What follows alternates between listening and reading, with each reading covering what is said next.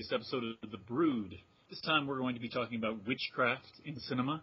We'll be talking about 3 movies.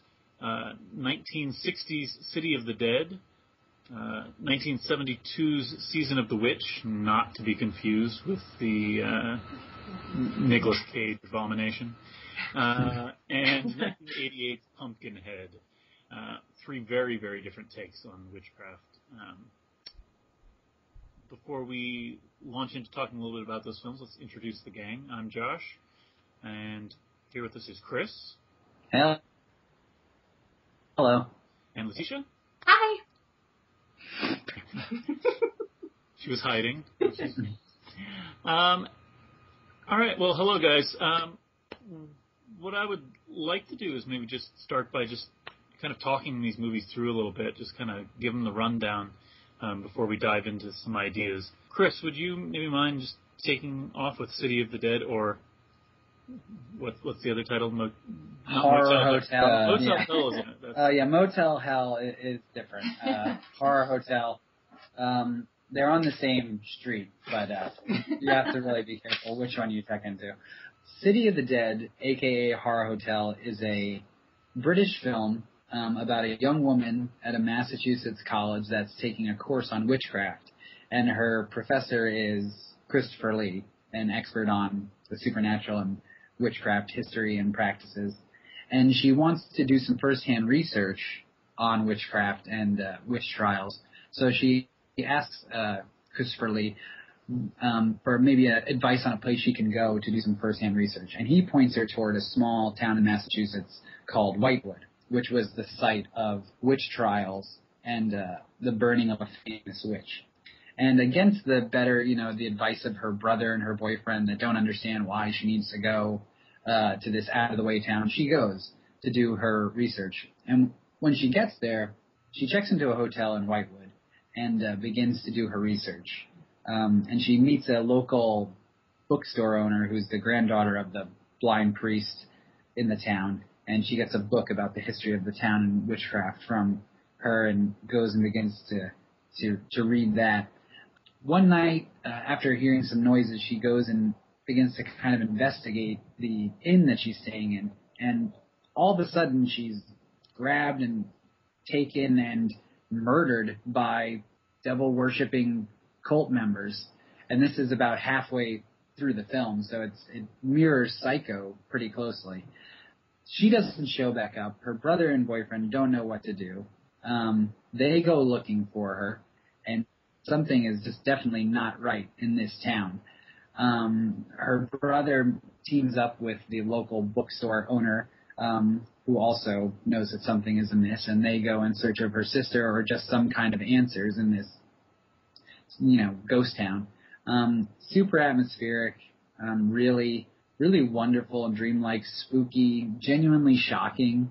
I feel like what happens in the middle of the film. I think it's just a great movie. The witchcraft, the way that it factors into this is interesting because the witches are real, the witchcraft is real, the supernatural has power, and people have to come to realize that and then fight against it. There's also another interesting angle going on with her, the main character's brother and boyfriend, and their dismissal of her interest in witchcraft, and that any of this could be real. And so it's just, there's a few different kind of interesting elements dealing with the witchcraft idea going on in this. And I think it's a great underseen film that I hope people check out. Yeah, it's a beautiful movie to watch. Just so dark and foggy. Part of me wants to say this is one of the best Lovecraft films that doesn't have anything to do with Lovecraft. Just even that plot synopsis is just a classic kind of Lovecraftian plot. With just that strange place, the desire to know more, that academic search for knowledge that ends up being your doom, and the strange cultists in the town. There's a lot of that going on. But yeah, so atmospheric and dark. I don't know, much more gothic than I would expect from young Lovecraft. It's kind of and surreal too. I feel like it's like this kind of this dreamlike place when you go to this to the town, you don't see people's feet because there's like so much fog. It's just so like it's very, very interesting, and like this almost false blackness behind them. It's like almost artificial, but like it's just really evokes something very, very creepy. Like, and I was really like blown away when I saw this. Yeah, I loved it too, and I love the little, you mentioned the surreal touches, like specific things like there's this person that the first female character picks up on the road, and he disappears, and then there's the dancers in the hotel room. There's all these little moments that are just lovely and quick and dreamlike. I love that. Mm-hmm. And I think you're right, Josh, when you mentioned place, like it's kind of Lovecraftian connection, because I think that's how the witchcraft seems to factor into this. You know, witchcraft, it can be real in this place if you go to this other place where there's different rules, or it's a different, just a different environment. Like that's some place where witchcraft and the supernatural is real there. And I think that that's also what witchcraft is a place where possibilities of things that might seem not rational are possible, a different place. I hadn't thought of this before, but you both keep using the same language, which is, you know, this place where the rules don't apply, where things are different. And it just makes me think of Joseph Campbell and some of his discussion about quest narratives, because he uses that exact kind of language. You know, there's the part in every hero's quest where they cross the threshold, you know, and they leave this world, and, you know, whether that's, you know, going into the underworld or whatever. And that's how you know that you're in that other place, is that the normal rules don't apply. There's magic here. There's monsters. It doesn't look like our world. I think that's something to maybe hold on to in our discussion tonight, is that I think a lot of these stories are built kind of around a quest kind of structure. And that's probably important, because I think witches are probably older than, you know, any of your usual horror movie baddies, you know? Yeah. Yeah, that really struck me what you just said about the quest, but how in horror, like in the Joseph Campbell, the quest, the hero comes back from the underworld after a horrible trial, and it feels like the kind of Lovecraftian quest is where you go down to hell and you don't really come back, and you go crazy. Right, you come back, but you shouldn't really have done it in the first place. Yeah. Like, it's not a good idea. The only thing you learn is that you shouldn't have went. Right. You know. Although, you know, City of the Dead, I think, does hold up a fairly traditional kind of narrative. It's just that, you know, our hero wasn't who we thought it was at the beginning. Yeah, that's true. There is the sort of coming back to the world. I had never seen the film before, and I was quite pleasantly surprised in many ways by it. Yeah, me too. Let's move on to Season of the Witch, and for a very, very different take. All the supernatural elements, everything else here is kind of chucked out the window for Season of the Witch. Season of the Witch was my pick from 1972. George Romero's third film. Looks, sounds, and behaves in basically none of the ways you'd expect from George Romero if you've only seen his zombie movies. And it's the story of Joan, who's a middle-aged housewife living this kind of dull suburban life with her traveling husband, and she's got a 19-year-old daughter who's still kind of kicking around the house. And Joan is taken by this new woman in the neighborhood who's supposedly a witch, and she and her friend visit her, and they start to get kind of feelers out and start toying with this idea of witchcraft. Joan keeps kind of digging deeper and deeper, and that seems to kind of kick into overdrive, kind of a psychological shift in Joan. She starts a sexual relationship with a younger man. She starts having strange, surreal dreams about Satan coming to her in the night, some sort of intruder. But it's basically a psychological profile, right? A character study. As we watch her change and grow, I don't know if grow is the right word, but she certainly breaks out of, kind of breaks the mold of what she was at the beginning of the story. And we watch her break away from her affair with the pompous, obnoxious Greg, and finally, in kind of a strange twist at the end, break out of her marriage, too. we see her at the end somewhat more of a self-possessed, more mysterious woman who truly is, in whatever way we can imagine in the world of this movie, a witch now, which doesn't really appear to have any kind of genuine kind of paranormal or meaning, outside of the fact that she is someone who practices witchcraft. I love this movie.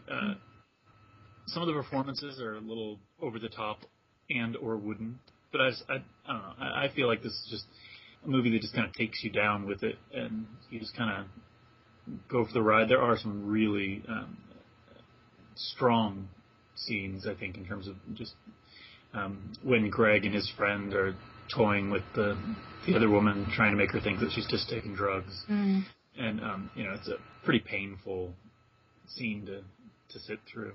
Yeah, it's absolutely humiliating. That's the scene that I remember affected me the most when I watched this. I love this film, too. I think it's super smart movie about, I guess essentially belief and the power of belief and identity, and that Joan uses witchcraft to get somewhere where she didn't even know that she wanted to go, but was obviously there, and used this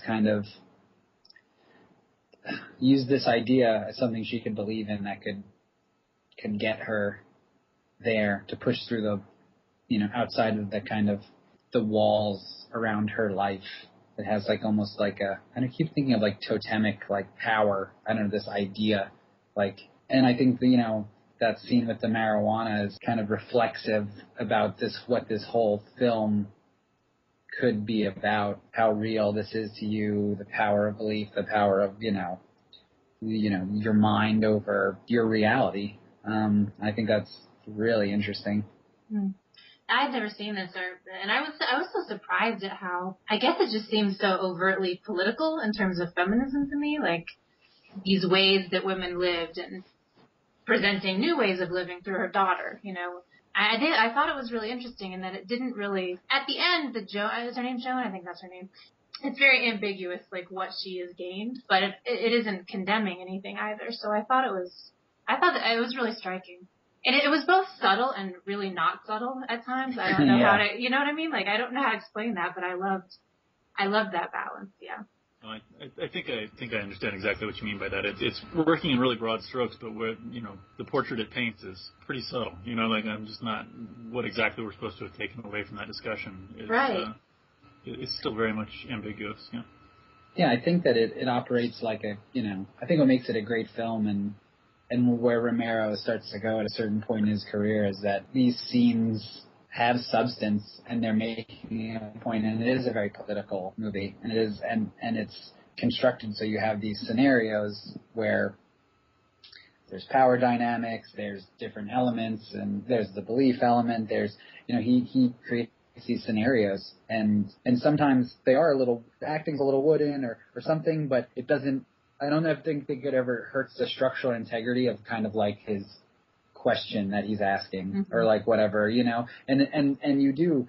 I feel like you have the same thing in Martin, his other film, where it's there's scenes in that are so naturalistic and powerful and beautiful, and then there's some things that are a little not quite on that level, but ultimately the film as a whole just it works somehow because there's such a strong voice and idea there. Well, I think that Joan herself is kind of the weak link in terms of the acting, and there's something about where it's just the right part that it kind of works. The fact that I can't read what's going on in Joan so much of the time actually kind of is okay. Yeah, I agree. Yeah. So we'll just call it a choice. Yeah, it's I think it's totally in the spirit of what we're talking about. If it is a political,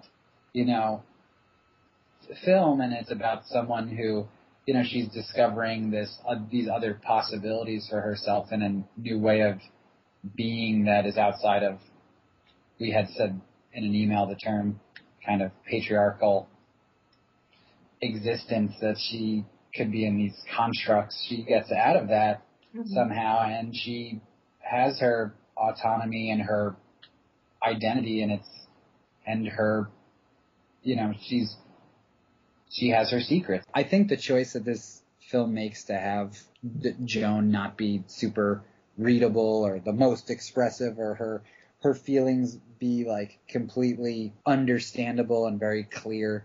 Like, I think that is, we said political, I'm going to run with that. I think that's a choice that he makes that is definitely in the spirit of like what he's getting at with her. Like, Joan uses this witchcraft idea to kind of go to another place and find another place of another way of being outside. We had said in an email, the patriarchal construct, kind of, she gets outside of that, and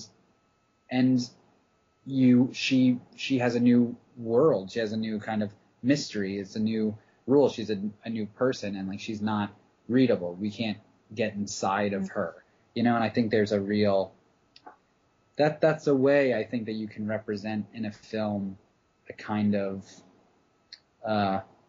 freedom and dignity, respect. There's a lot of different things going on. I think that's a definite choice, that he made for her to get there, you elevate the person to another place of kind of respect, there. I agree, and I think that there's something so stifling about the whole scene that it's like her options for how to do that seem pretty limited. Like, it's like there's one sense in which witchcraft is completely beside the point in this film, right? Like, I could imagine the same story if it were, if she bought an electric guitar or something, like, yeah. she discovered punk rock, yeah. Or you know what I mean? It's that. Oh yeah. There's that same kind of, it's about, that turning your back on the established norms and finding your own way.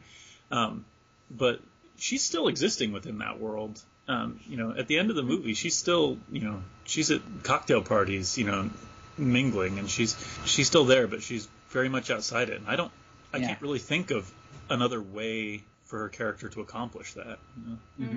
Well, it's interesting because I think what you were saying, the things that, like we talked about, like you talked about her daughter is like having a different experience, but her world is a different world, with her age and like what was going on at the time, the options for her and what's acceptable. I think it's interesting that the Joan character, the witchcraft, I think you're right, it is the only possibility for her because it removes a little bit of her responsibility, because witchcraft has a life of its own. You call to it, but it also calls to you, kind of. And I think it's really smart that this is, Romero paints is like, this is the way that this suburban housewife of a certain age can, in good conscience, kind of find her way out. I think the psychological implication there is like really super powerful. I think the age is important too, though, because there is a whole lot about her aging. At some point, she sees herself in the mirror, and the witch is kind of usually an older figure. That's the kind of power you can have as a middle-aged woman. That isn't the kind of power you can have as a 19-year-old woman in the 70s. Like, I think that the choice of the witch is very important in terms of who she is and who she could be, and even shows a limitation. Like, okay, she can be this kind of otherworldly, liminal kind of figure in her world. She's not really someone with like real power, though. I think she has at the end, she has like a personal power, but she still is in a role that is prescribed in a really specific way. All right, well, what do you say we move on to Pumpkinhead, and then we can start wading around in some of these ideas that are already starting to rise up here. Letitia? So Pumpkinhead is a 1988, sorry, directed by Stan Winston, who I think is better known for special effects. It stars the one and only Lance Henriksen as a kind of middle-aged guy living in, I'm not quite sure, it's a really country kind of southern setting. Is it like Appalachia? I don't know. It's nondescript, just the Ozarks or something. Right. It's one of those mountainy kind of places. Either the Ozarks or it was the Hollywood Hills. I don't know. Yeah. Right. So anyway, he's a single father, but the film starts out. Actually, I'll back up a little bit. The film starts out with him as a boy witnessing this kind of creature following a man. And as a kid, he sees this kind of grotesque creature, and everybody in the town seems to shut their doors against the person that's running from this creature. And so he gets this sense that this creature called Pumpkinhead, that it exists and that there's a reality to this, and it's assumed that this is some kind of legend that is known in that part of the world. So when I fast forward, he's an adult, has a small son, and when some city folk come in to do some dirt biking, I guess is what they were doing, his son ends up getting killed by these very, very snooty 80s rich kids. And so he goes to a local witch to call up this creature that he knows is real because he's seen it, to call up Pumpkinhead. And this witch is well known in the area. It's kind of a given that this person has real power. So this is another film that has kind of supernatural power as a given. It's part of the world. It's not in question at all. So this creature is released and kind of goes on a rampage to get these kids and murders them. But anyway, at some point, I can't remember his name, Ed Harley, that's what his name is. Lance Henriksen's character kind of starts to merge with the other character. There's this sense that he can feel what's happening, and there starts to be remorse and his desire to go kind of right this wrong, this vengeance caused to happen. I think I'll stop there. We can kind of talk about a little bit more about that. And, you mentioned that Stan Winston isn't really known as a director. He's a makeup guy. Mm-hmm. But I love the look of this movie.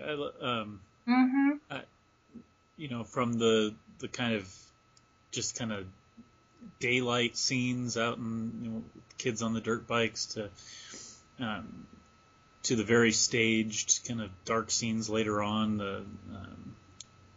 where he goes up to the cemetery to call up Pumpkinhead, all those things. Right. I think it all feels very assured, and it's just it's kind of a nondescript kind of location. But by the time we've visited the witch, and by the time we've entered into once again that other world, it feels like we're in a pretty unique place all of a sudden that has its own look and its own feel, and it's going to be dark nights and flashing lightning from that point on, and it's great. I love Hendrickson in it. He's so physical in this movie. That was what struck me this time through.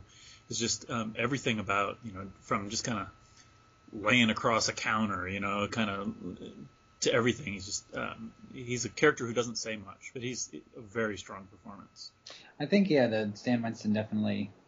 He has aesthetically, he is definitely in control, and it is a good looking film, and I do think it shares something with City of the Dead, where we go to this place that is clearly kind of another world that's just a little bit more foggier and creepier, and where the witch lives and the cemetery, and I really like that. I like that part. I think actually someone had mentioned this in an email, but that it's kind of like a morality tale, Pumpkinhead. And I think at first I kind of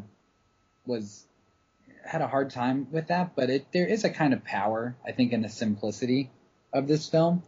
And I think I was expecting something else. And I think aesthetically it's really a great looking movie, and the effects are good, and I think that Henriksen is good. But yeah, it's a simple kind of, I think, moral tale.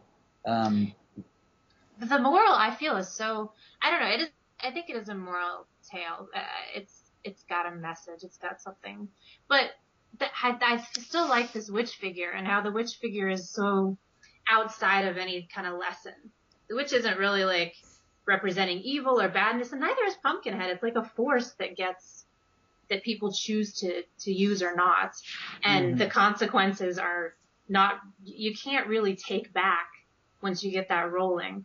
And I guess that's the point, but it still feels a little more complex to me than just a sort of simple, I mean, there is simplicity in terms of what happens and how it ends, and but it doesn't feel morally simple to me. But I see what you mean. I mean, if you think about it in terms of, we've had this discussion about 80s slasher films are also very moralistic, but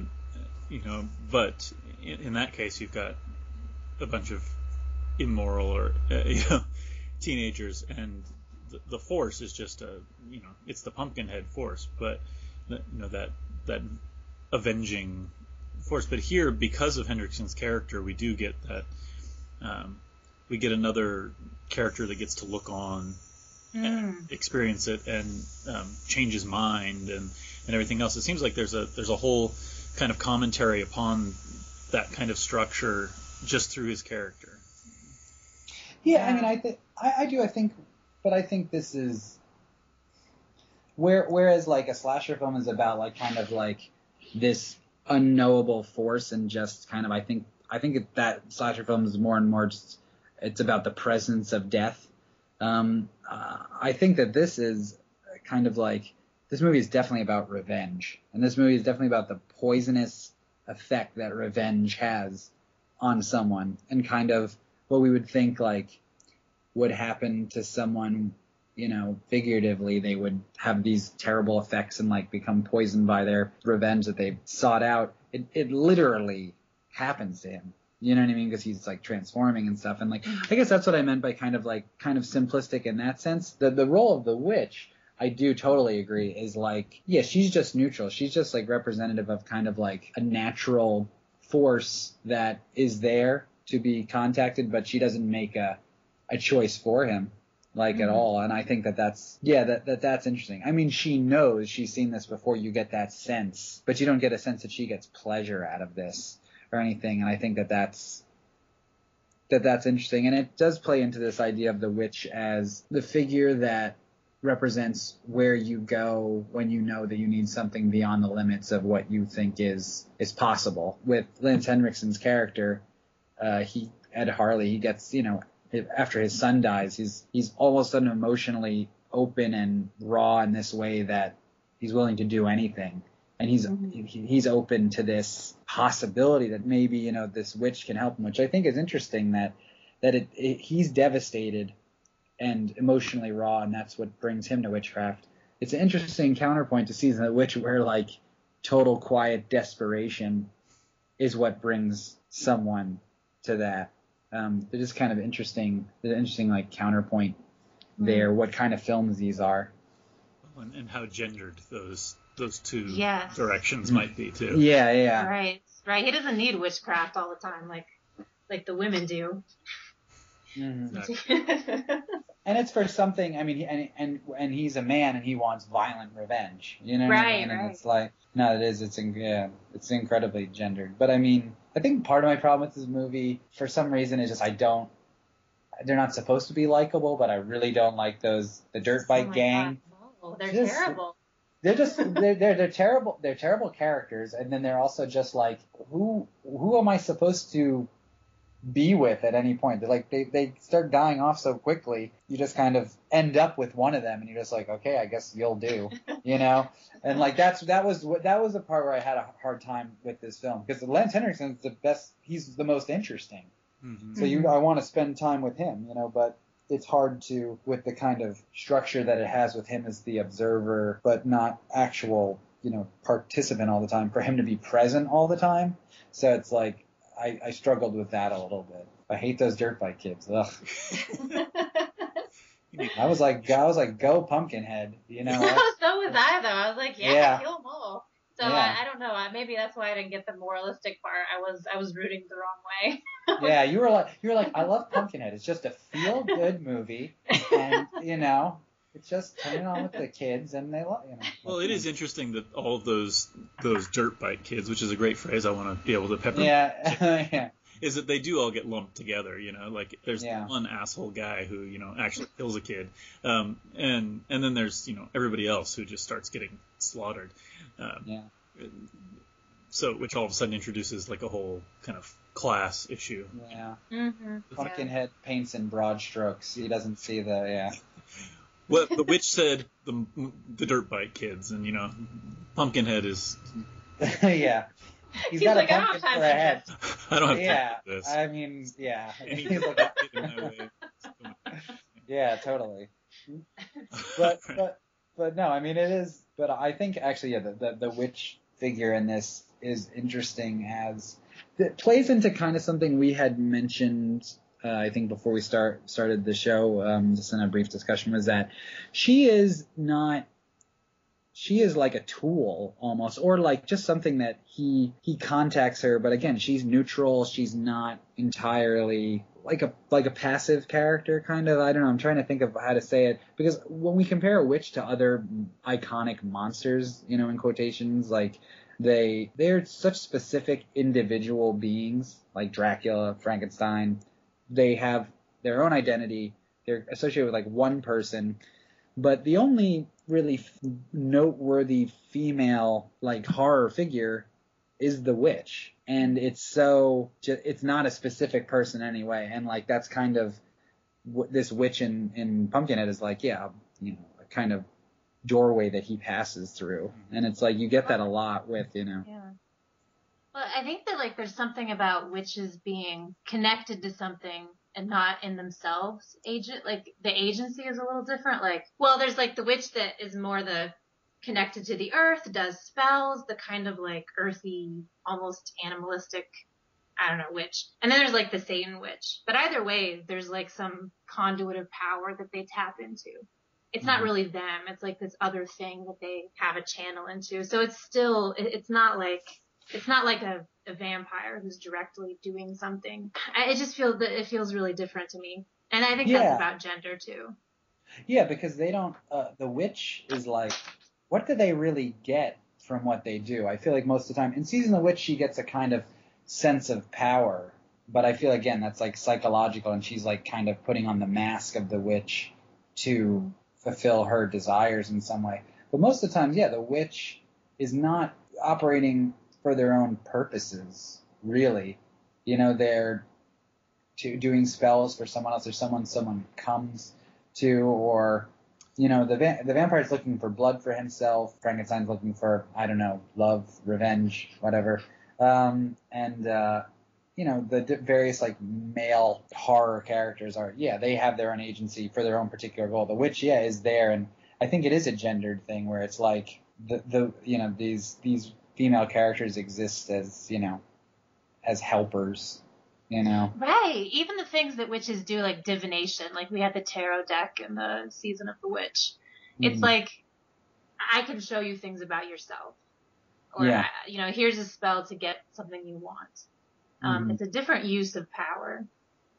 Yeah, it's a person with power, but a person that really cannot use that power for themselves. You know, it feels like, at least that's what kind of what I identify with witches. Like, I read this Nathaniel Hawthorne short story recently about a witch that brings a scarecrow to life and sends him into town to live the high life. And when I was reading this book, it's a very interesting naturalist, like, it depicts the witch as like a very natural part of the environment in the world. But yeah, she's not gaining anything for herself. She's just sending this other guy off. She lives in the woods in a shack, you know, and it's like, I don't understand, like, the witch is an interesting figure in that way. Well, I think that the witch is historically an interesting figure, and that's one of probably the biggest differences, that, you know, there's no historical Frankenstein, there's no historical Dracula. But, you know, there have always been witches, you know, if we want to slap that label onto, you know, those wise women, those keepers of knowledge that, you know, I think still exist somewhere. But, you know, for centuries really were like the holdouts, you know, against the kind of, you know, Enlightenment everything, you know, the ones who still kind of held on to older ideas about the way things worked, and that were, you know, helpers, that were the doctors, that were the midwives, you know, and so, yeah, I don't think it is a power thing. I think it's of course, then, because it is so gendered, it becomes, you know, that whatever power is there then becomes demonized as something else. Well, I think it becomes a harder thing. Like you said, like, historically they existed as these parts of the community that were helpers or doctors or in these roles. But I mean, now it's hard, I feel like, for, you know, in media for that. I mean, our media is so much about individualism, like, at any cost, you know, and like who is who, and like that's just not a character that's going to get represented, or like a figure that's going to get represented well. There has to be something insidious there, or evil, or something at work, you know, for this person to be to operate in that mode. I'm not saying selfless, like in a gendered way. That's different. I just mean like someone who exists like in a more holistic sense of like the world and the community, and in that, I feel like that's something that is A, hard to represent, and B, not going to be something that people think people are interested in. But to me, that's what the witch represents, is this, like you said, this last holdout against the Enlightenment, this holder of this other knowledge, or at least this person with a different kind of experience of the world that maybe is connected to the world in a way that is outside of like the construct of prevailing rationalism. Yeah, talk about connected to the world. I would have to go back and look, but I'm pretty sure that in Pumpkinhead, the witch like literally does not move. She's she's basically like she's in this little shack with roots hanging from the ceiling, and it's like she's rooted there. She's just this gnarled face that kind of laughs at him. That again, it's that connection to the natural world. There's the great scene where he goes and digs up the little baby Pumpkinhead, right? Where this kind of lovely, kind of grotesque little parody of the funeral he should be performing, and but I mean, this is a force that he literally digs up out of the ground. How is that not like a million miles away from Season of the Witch? This like suburban, and I think that. Again, place plays a huge role in every one of these movies in very different ways. Yeah, I mean, like, Pumpkinhead almost at some points feels like kind of like a fairy tale to me, which I really like. But I mean, it is dealing with very, the real world at large is almost like the main reason why he goes to the witch, because there is this sense that like. Never spoken, but you get the idea that like conventional societal justice will not be enough for him. So he has to go back to something more like something older and like more fundamental and just in a way, which is like this kind of eye for an eye, whatever he's doing, like going, into the earth, like to the witch, who's this, part of nature, into the earth. He wants something that powerful. And I think that's interesting. And then you said, the idea about place. Then we go to Season of the Witch. I don't know. It's just a totally, like you said, it's a totally different environment. Her concerns are like totally different, and I don't know exactly where I'm going with that, but it means like they're just so different. It is really interesting to me. I think it's the same thing she's trying, though. I feel like in that movie there is also the attempt to like go back to some older, more basic force, like some more basic way of being. More powerful way of being that, but it does seem like she's just the environment makes it very hard to really have any real connection to anything. It's all kind of rituals that don't have any basis, and I know that's interesting. And but how does that compare? Oh, go ahead. I was gonna say it's easier in the world of Pumpkinhead for him to regain that natural, that connection to something outside of the rational world. It's so much. You said something interesting there. There's so much like in Season of the Witch that's like there's so many ideas floating there and conversations and different beliefs you can have that it's like she decides to, and she wants something that's going to make her more connected and natural, something older, and she just kind of takes another hat off the rack, and it's like puts on this kind of belief, and it gets her to where, she wants to go. I feel like it is different in a certain sense. She uses it, but like we said before, ultimately it's psychological, it's not, there's no real supernatural element here that, to speak of. But I don't know where I'm going exactly. Just, again, it's just in such different films. So I'm trying to get us back onto that track, because I think we were getting somewhere. Yeah, sorry. No. But I mean, a word that kept coming up in our conversation was subversion. Whether that's subverting gender norms, subverting, the omnipresent, rationality of, modern life, whatever. That it's a way to subvert things. And obviously, Ed Harley, he's subverting nature itself, I guess, right? I mean. I don't know. Season of the Witch continues to be so problematic because I guess that I kind of wish that she did just kind of do her big like F you at the end of that movie. But she does seem so entrenched still in her, in the place where the movie begins, in the kind of suburban landscape there. It's hard to say what she's subverted really. What has she turned on its head? Or is this just kind of the flavor of the month, kind of this, I mean, we certainly know that this, in kind of contemporary speak, there are plenty of, Wicca out there, operating very much in that mode, right? That it's like, that is like a badge that you can wear to say, like, I'm not down with any of that stuff. But yeah, I mean, I think in Season of the Witch, it could be like read as two ways, like where it definitely is about just like a bourgeois kind of like flippant, I don't know, ideological trading of hats and flavor of the month kind of thing, where you exist in this level of a society where what you believe is just as similar to whatever shoes you put on. You know what I mean? It's like doesn't have a real total impact on anything. But I think that she uses it to get another place that's internal. Like that she replaces the structures of kind of like the prevailing like norms, within that are existing outside, and that kind of that within her, she uses that to put something new in there. I feel like it could be read either way. Like, and that was something definitely at this time where like the occult and witchcraft was like was something that was popular among like, these kind of in this like more like that part of society, like more affluent people, like it was something naughty that they kind of played with, and like that's a lot of where Rosemary's Baby comes from, like Polanski's like flirtings with that, and like so that was something that was really going on. And it's interesting to think if Romero is commenting on that, or if there's a real power there for him, that he's investigating the power of that subversive possibilities for these beliefs. Well, there was also, though,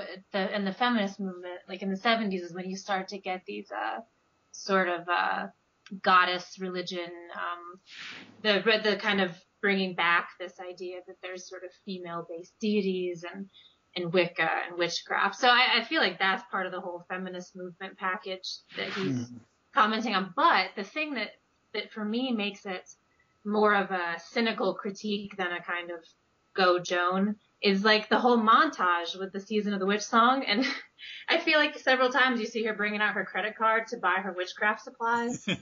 Like there's literally a shot of her credit card, and I feel like there's some critique in that, like that she's buying a lifestyle that isn't really, and I think that her relationships with people really tend to be about what she can get out of it, or what, like with this guy's a jerk, this kind of like hippie professor who was also sleeping with her daughter, right? Is that right? What, yeah, so like there's this sense that and once her daughter's out of the way, she's like, all right, I'm gonna try this guy.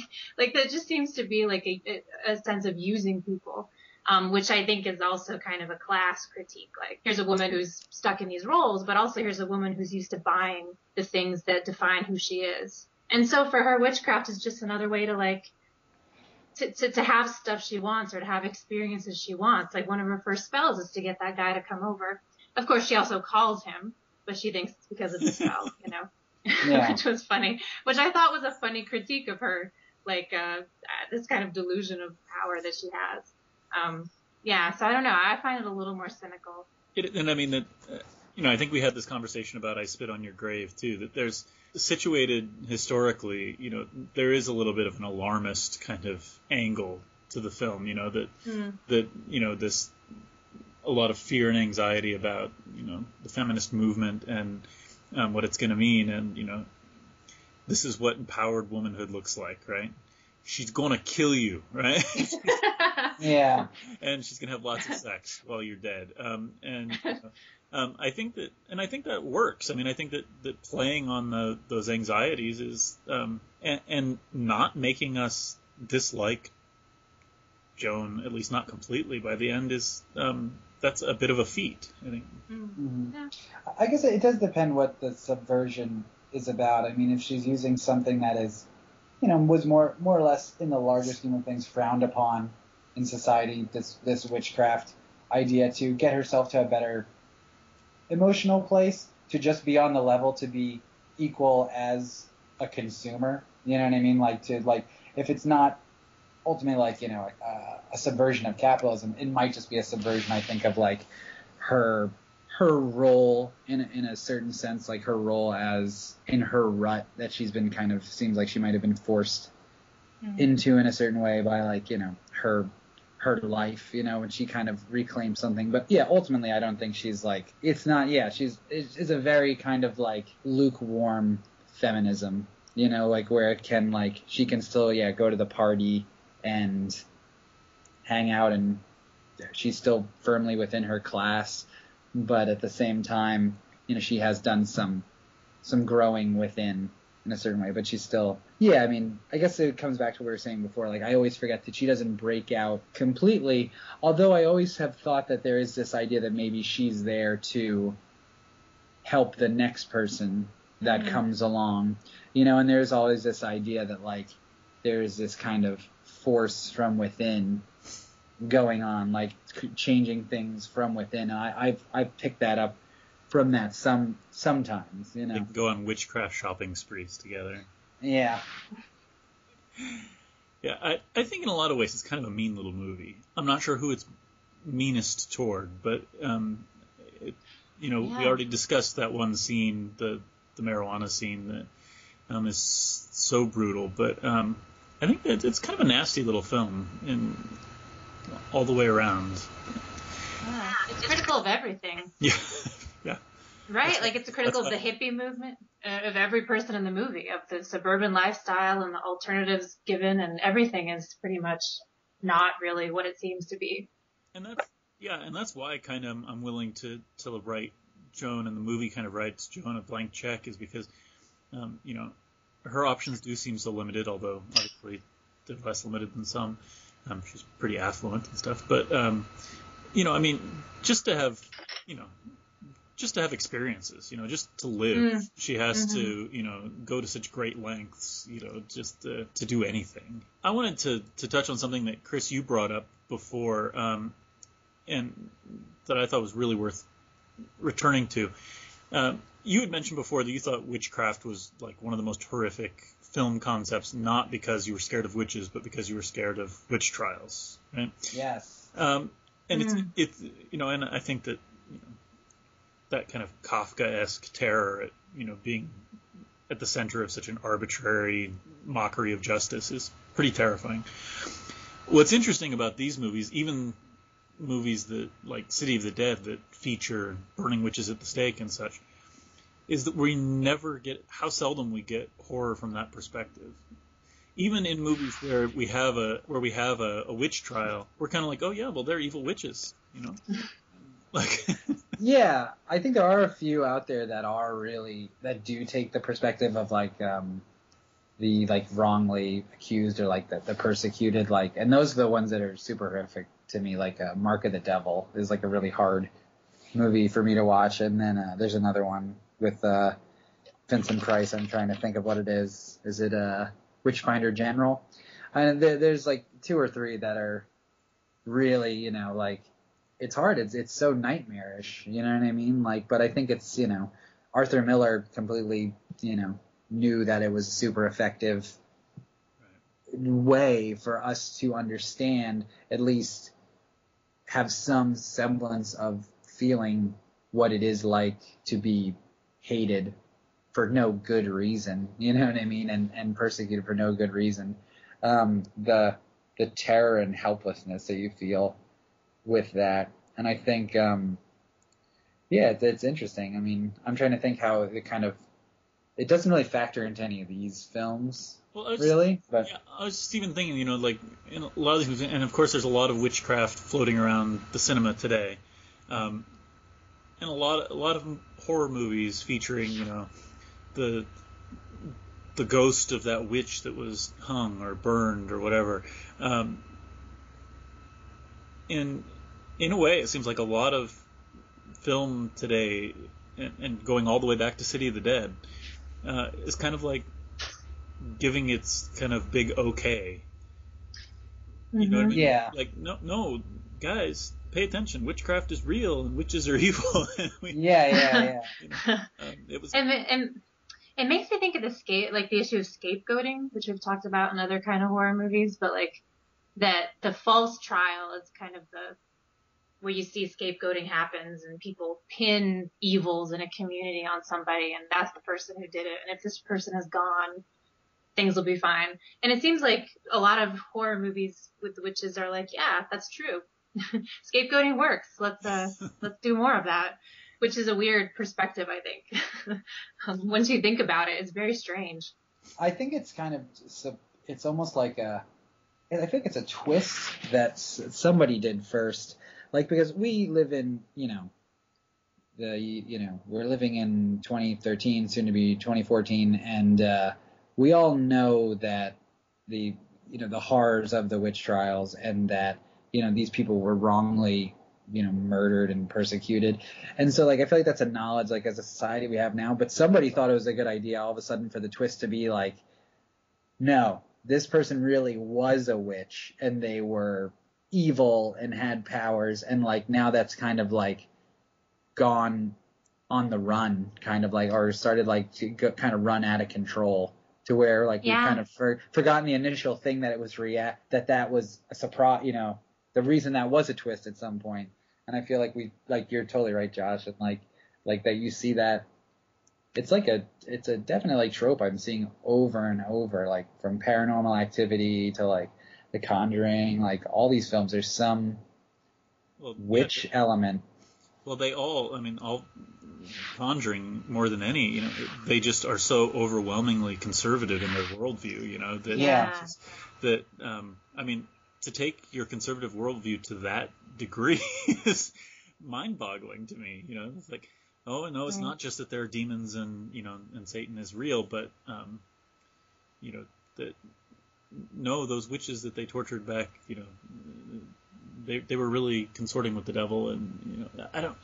It's so simplistic that frankly, the Conjuring I really disliked, and it just was so, there was nothing there for me, as there was nothing there for me as a fan of horror and as a fan of horror that has ideas in it. And now I'm going to go back all the way to when I said Pumpkinhead was a simple morality tale. Well, compared to that, to The Conjuring, Pumpkinhead has a lot going, a lot of substance, and I see, like, after the conversation, it's kind of fleshed out for me more. But like, yeah, a lot of newer horror, it's like, particularly The Conjuring, it's very conservative, and also, I don't like the trend that we think that we have to go back to these older ideas of what is good and evil, and what is, who is right and who is wrong, and kind of conservative ideas about, those things, to have something that's effectively scary. I feel like it's playing on the wrong kind of base part of people. Something can be nuanced and, a little more ambiguous and be, I think, very scary, Well, I think that, where we just landed here kind of gets back to the conversation we were having earlier, which is trying to imagine the witch as a horror icon. We almost have to go back to Satanism,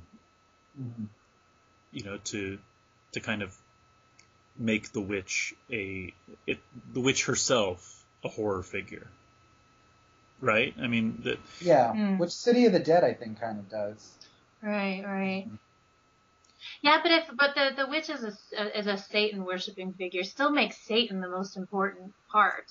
Yeah. Like, it's still like, to put it in kind of gender terms, it's still like a woman worshipping a guy. Like, it doesn't really, like, for me, it doesn't really stir much horror. You know what I mean? It doesn't really do the same thing, and it still feels like this figure doesn't really have any real power. And it also still feels like the same structure of worship, and I don't know. Yeah, so I find it hard to think of a witch that has real horror capability, because either it's a real witch, real like in quotation marks of like someone who likes herbs and does tarot cards, or it's like or a satanic witch who I can't really find the horror in that because it starts to get really conservative, as we were talking about. Well, and City of the Dead is basically a vampire story. I mean, Mm. I mean, those witches, there's very little witchy about them.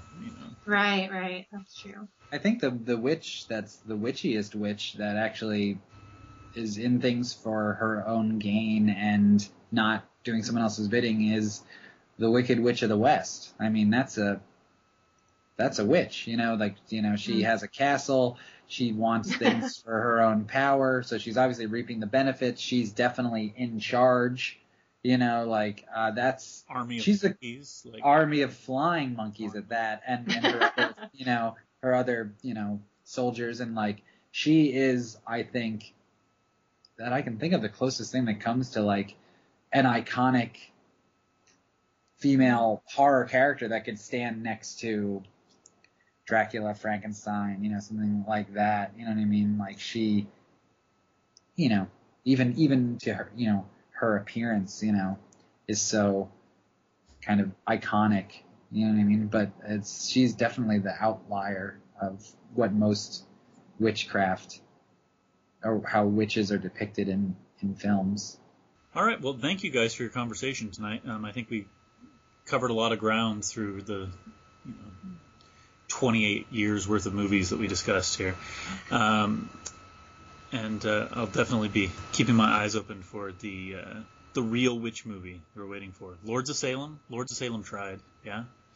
Yeah, they got crazy. Oh my God. I don't understand what happened. No, Maroon, I haven't seen it yet. I'm looking forward to it. Lords of Salem is the demonic version of Season of the Witch, I think. Okay. She lands somewhere else. All right. Thanks so much, guys. And we'll talk next time. Good night. Thank you. Thank you.